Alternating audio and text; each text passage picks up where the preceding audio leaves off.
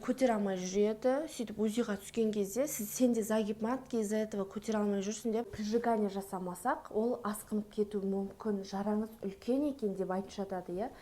Прижиганиеға асықпай тұрып, ең алдымен мен айтқан Сәлеметсіз бе? Мен Жанна Югдан қызы, жалпы тәжірибелік дәрігер.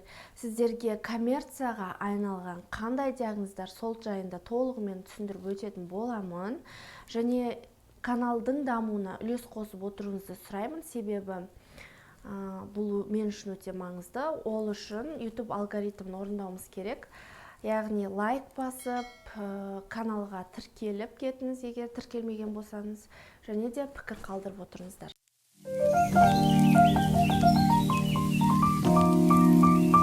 Ең бірінші коммерциялық диагнозға эрозия диагнозы жатады. Оны арамызда естімеген қыз-келіншектер жоқтың кемі.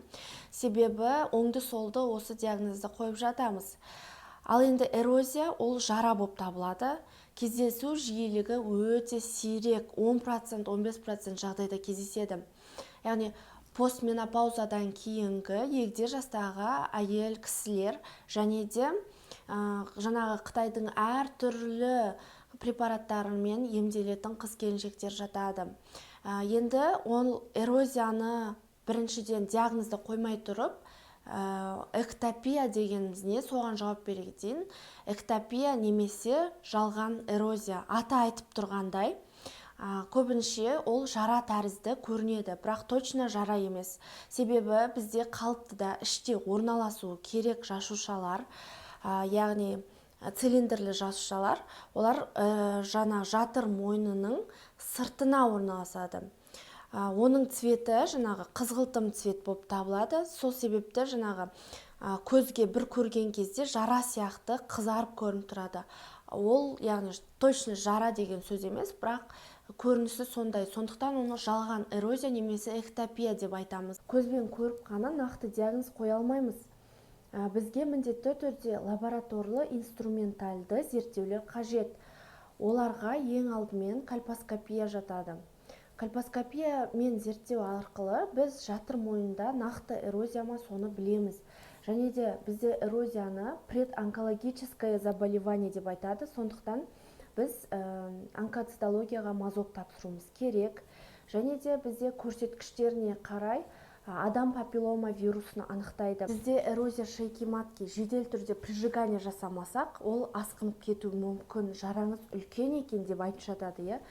Прижиганиеға асықпай тұрып, ең алдымен мен айтқан рекомендацияларды орындасаңыз, 6 айда бір рет мен айтқан кальпоскопия, онкологияға мазок және де вирус папиллома человека, осы 3 анализді тапсыратын болсаңыз, 6 ай сайын тексеріп отырсаңыз, онда ешқандай да қорқудың қажеті жоқ. Емі осы бақылауды қажет етеді. Келесі коммерциялық диагноз ол әрине загиб матки. Загиб матки ол ешқандай да патология емес, ол сіздің анатомиялық ерекшелігіңізге байланысты болып табылады.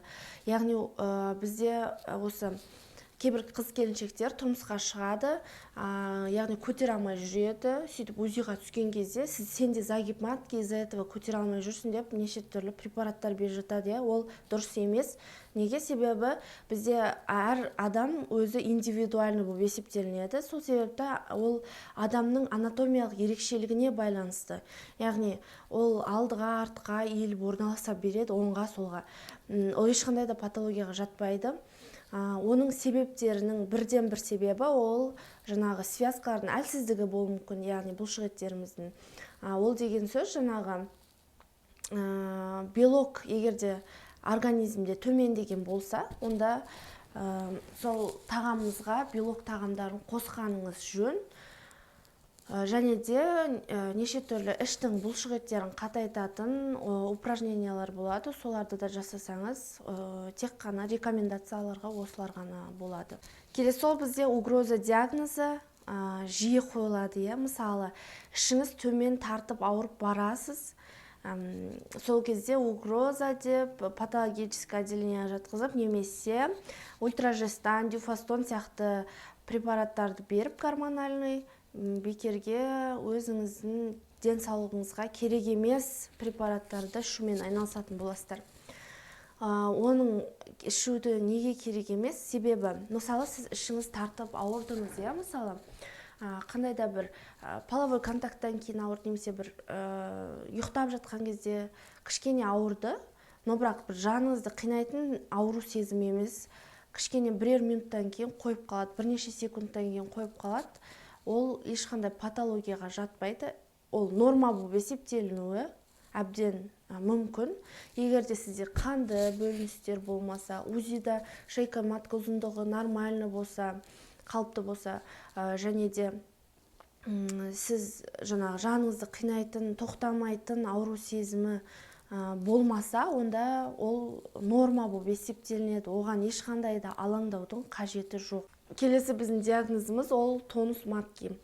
Яғни жатырдың қатты болып қатаюы, яғни ол физикалық жаттығудан кейін немесе бір қандай да ұйықтап жатқан кезде болсын, кішкене іші қатаяды да, сосын жібереді. Немесе УЗИда да сізде тонус жоғары екен, бұл патология деп тағы да гормональный препараттарымызды беріп жатады. Ол мүлдем дұрыс емес.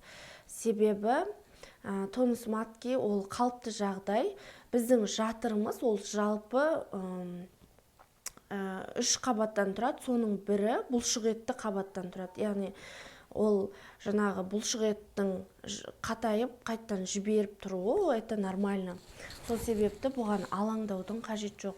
Алаңдауға болады, егер де сізде қанды бөлініс болып жатса, УЗИда жатыр мойны нормально болса, немесе жаңағы кішкене ашылған деп айтып жатса, это патология уже. А если нормально болса, бәрі қалыпты, жақсы, оған ешқандай да алаңдаудың қажеті жоқ. Егер де видео ұнаған болса, лайк басып, каналға тіркеліп кетіңіздер, және де жақындарыңызға таратыңыздар осы видеоны, олар да біліп жүрсін, коммерческий диагноздардың бар екенін, және олар қандай диагноздар екенін білсін.